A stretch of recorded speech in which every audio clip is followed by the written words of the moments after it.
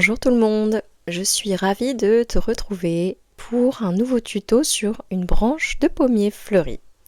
Donc l'idée ça va être de superposer deux couches, une première plutôt avec des flous, des fondus et une branche un peu plus diluée et douce. Et puis ensuite, une fois que ça a séché, venir peindre une seconde branche plutôt pigmentée. Tout ça pour créer de la profondeur et créer une ambiance douce avec du volume et du contraste. J'espère que ça va te plaire. Et donc pour ça, on va prendre notre matériel habituel, celui que j'utilise, que j'adore, donc du papier 100% coton Layton. Si tu n'as pas de Layton, tu prends un 100% coton que tu as chez toi. Ensuite, des pinceaux. Donc je recommande un pinceau rond, pas trop gros, pour pouvoir mieux gérer le dosage de l'eau et du pigment. Et ensuite un pinceau tout fin pour les derniers détails. Et pour les couleurs, donc j'ai utilisé les couleurs de la Nouvelle Vague Couleur. Peau dorée, donc un blanc laiteux. Hôtel Chevalier, un jaune doré et pailleté que j'adore. Et ombre, un rouge profond et un peu brun. J'ai utilisé également Bougival, donc le vert tendre, et puis du rose opéra d'une autre marque, la marque d'Albe. Ou bien tu peux aussi utiliser un autre rose assez péchu quand même, de type rose permanent, comme Winsor & Newton, qui est très très beau aussi. Et on est parti. On trempe le pinceau et on va venir chercher la première couleur, donc peau dorée.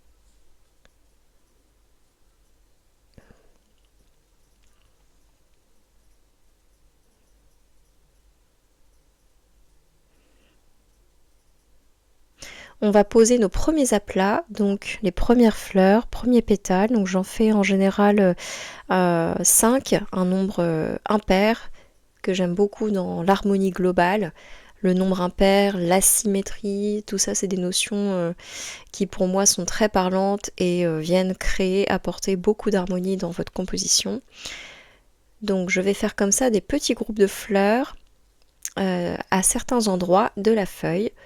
Donc tu peux venir de temps en temps reculer pour ajuster et prendre du recul pour pouvoir savoir où est-ce que tu peux ajouter des éléments ou bien est-ce que c'est ok, il y en a assez. Ça c'est important de prendre du recul entre deux. Accompagné de peau dorée, de temps en temps je vais ajouter un peu d'Hôtel Chevalier, donc ce jaune doré, soit en mélange avec peau dorée, soit tout seul, mais en général là pour nos fleurs, en tout cas pour la première couche, je vais essentiellement utiliser peau dorée, donc ce blanc laiteux. Et je viendrai ajouter ensuite des touches de pigment d'Hôtel Chevalier au cœur de la fleur, à la base, surtout à la base des pétales des fleurs. Voilà, donc je fais certaines fleurs plus diluées que d'autres. De toute façon, c'est pas très grave parce qu'on va venir flouter la plupart de ces petits groupes de fleurs, tu vas voir. Donc là, j'ai commencé vraiment sur la partie centrale, un peu basse, mais la partie centrale, c'est surtout là que je commence. Et je commence jamais en plein milieu.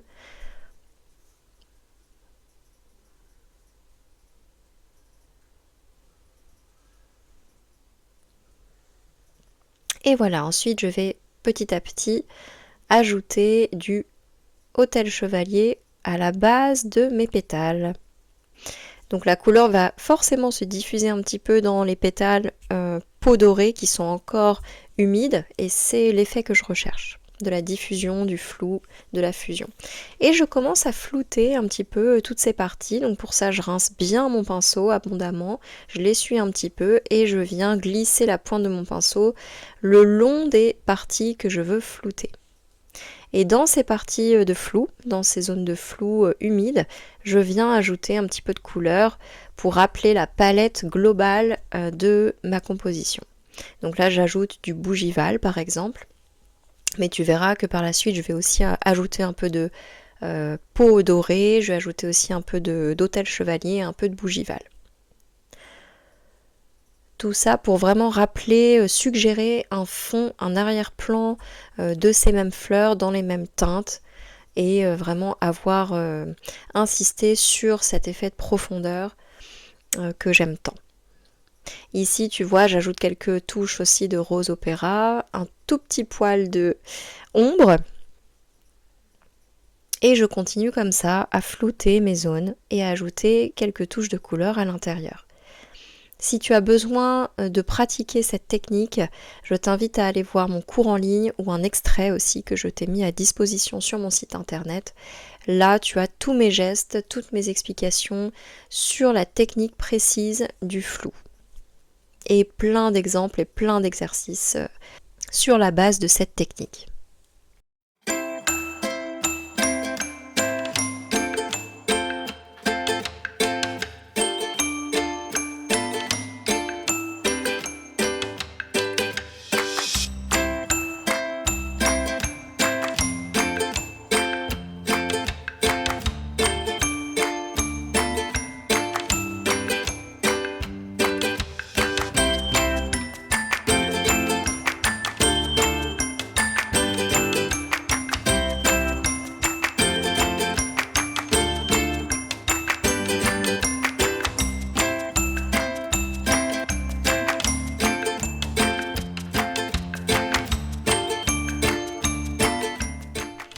Et ensuite, entre deux, je viens faire quelques projections. Donc c'est une technique qui consiste à venir tapoter le pinceau pour éclabousser finalement la composition de manière un peu aléatoire. Et c'est ce que j'aime beaucoup aussi dans l'aquarelle, c'est l'effet de surprise. On contrôle pas tout, on maîtrise pas tout.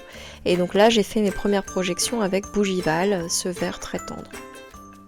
Puis je continue à poser encore quelques fleurs, ici et là, pour essayer d'enrichir et d'élargir ma composition, ma branche.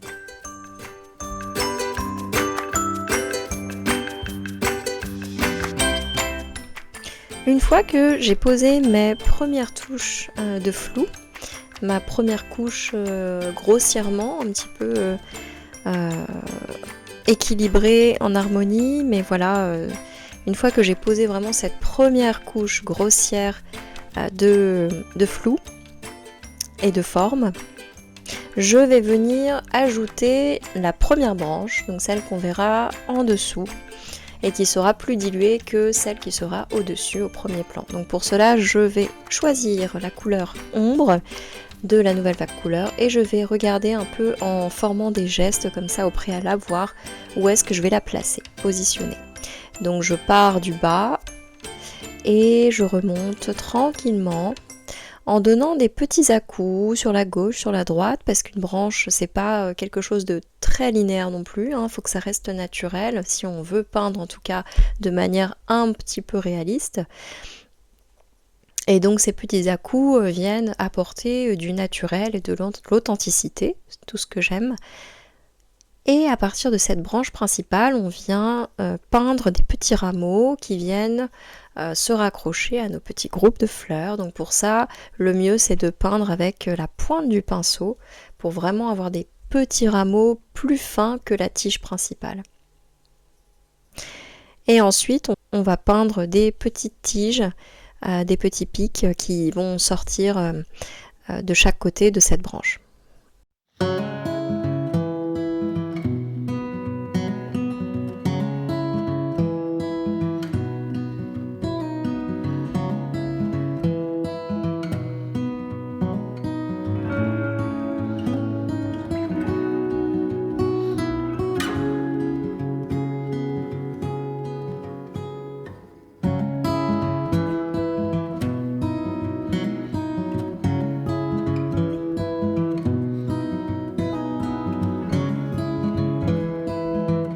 Voilà, donc une fois que je suis satisfaite de ma première branche, donc je vais venir ajouter des petits bourgeons, chose que je n'avais pas encore fait.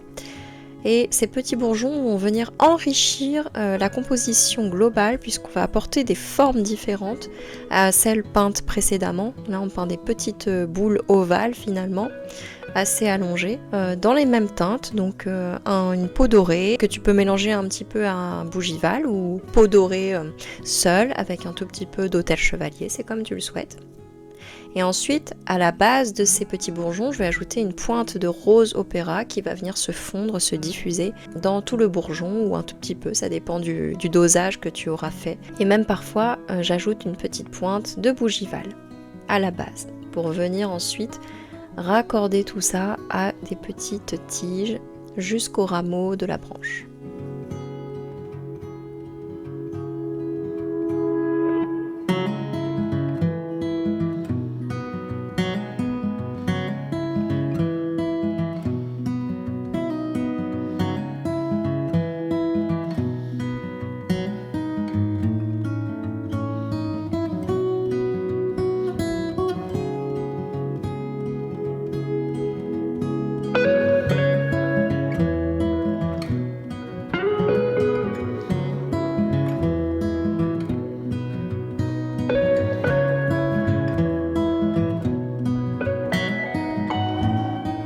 Ensuite, une fois que je suis satisfaite, tu vois, je regarde un petit peu, je prends du recul. J'ai une première partie de ma compo qui est prête, avec vraiment une première couche assez diffuse, assez floutée, assez évanescente et qui viendra apporter de la poésie à l'ensemble. C'est tout ce que j'aime. Donc on va laisser sécher tout ça. On viendra ensuite ajouter la deuxième couche.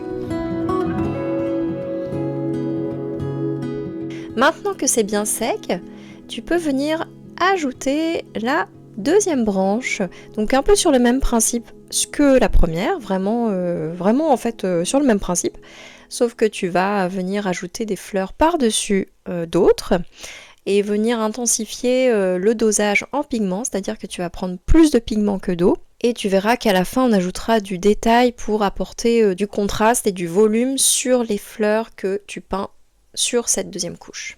Donc ils doivent se voir et attirer le regard en premier. Donc pour l'instant, on procède de la même manière avec peau dorée. Et on peint quelques fleurs comme ça par-dessus les autres groupes de fleurs. Tu vois que je prends le temps de réfléchir aux endroits où je vais les déposer.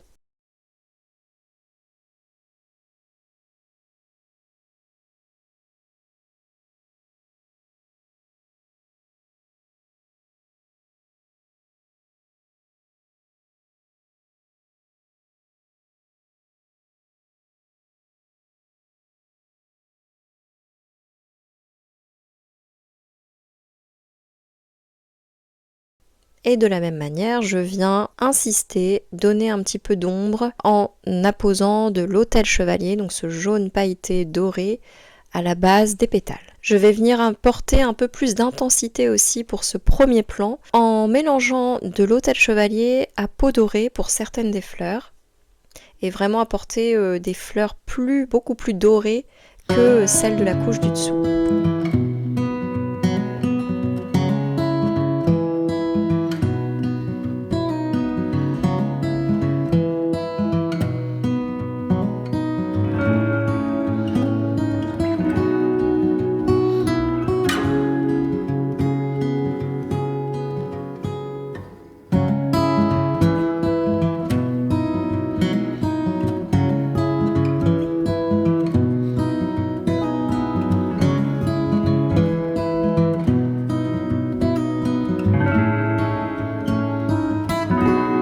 Je viens à présent ajouter les derniers bourgeons de la même façon que pour la première couche et je viens mettre des petites touches de bougival à la base.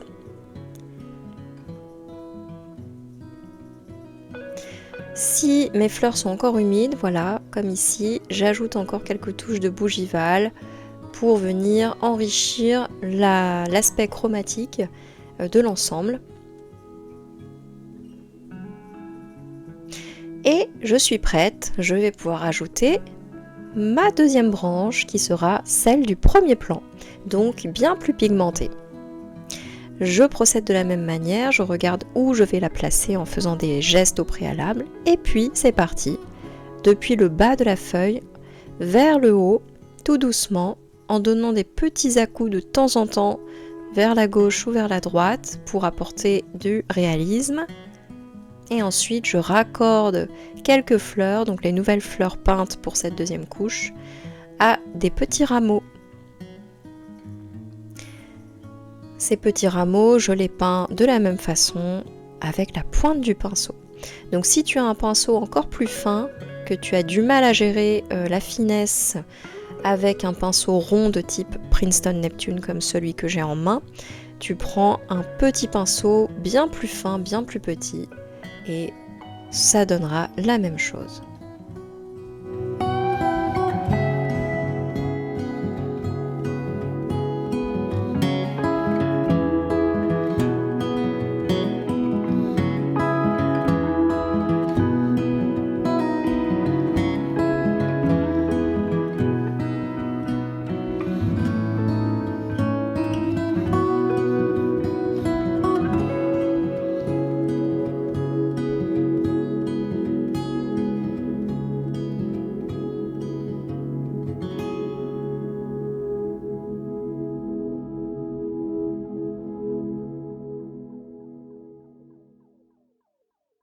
Une fois que j'ai ajouté les petits détails sur la branche pour venir apporter du rythme, je viens repasser un petit peu encore avec un pigment plus prononcé encore sur la tige principale.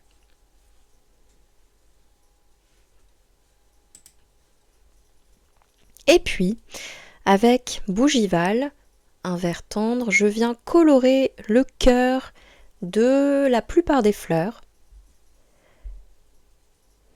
Je viens remplir un peu le trou blanc que j'avais laissé, la réserve de blanc, et apporter encore un petit peu de volume en plus à l'ensemble.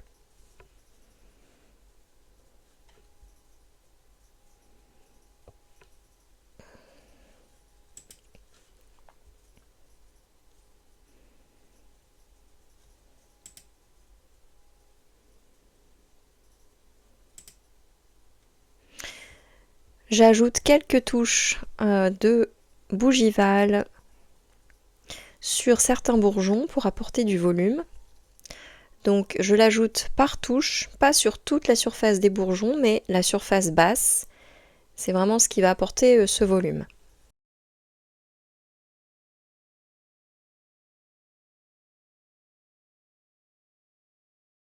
Et je termine en floutant encore quelques zones où je trouve qu'il y aurait besoin d'un peu plus d'évanescence, d'un peu plus de poésie, de suggérer un petit peu plus l'arrière-plan. Par exemple ici avec un pot doré, qui est vraiment une couleur très douce, très tendre, et qui va venir insister sur le côté très poétique et très vaporeux de l'ensemble. Je viens flouter aussi un petit peu la partie basse de la branche et ajouter quelques couleurs un peu plus pétillantes comme Hôtel Chevalier ou bien un peu de rose opéra.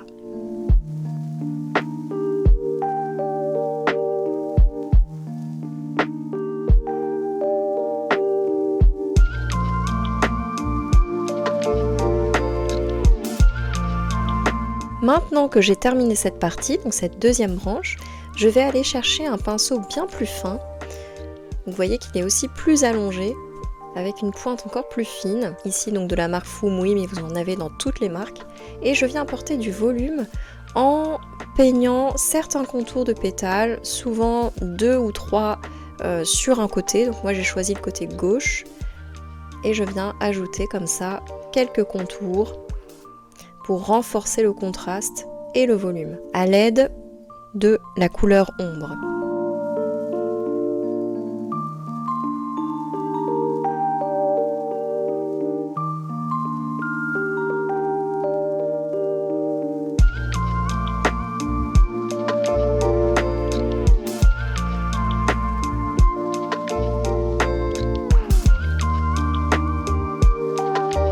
Et une fois que c'est fait, je viens apporter encore un peu de volume au cœur des fleurs en ajoutant par petits points les pistils, le cœur, surtout sur le côté gauche. Donc je forme vraiment un demi-arc de cercle sur le côté gauche du cœur de la fleur et je viens tapoter comme ça avec des pointillés, avec la pointe de mon pinceau, toujours avec la couleur ombre. J'ajuste et j'ajoute les derniers détails, vraiment ceux qui me parlent intuitivement, voilà, quelques ombres encore, quelques petits points pour apporter encore un peu plus de rythme. Et je termine comme ça.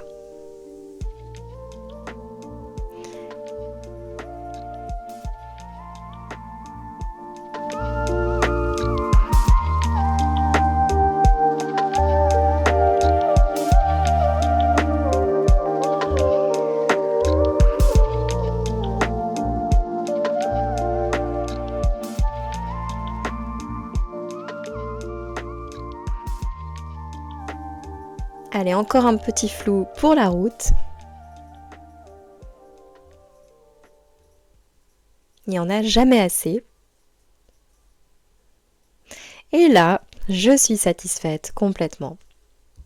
J'ai ma branche de pommier fleuri, bien intense, bien profonde, avec une suggestion d'arrière-plan, de fleurs qui sont à l'arrière-plan, floutées, et avec une branche qui se démarque, celle du premier plan. Et ça me plaît beaucoup. J'espère que tu auras apprécié ce tuto et que tu apprécieras de le réaliser.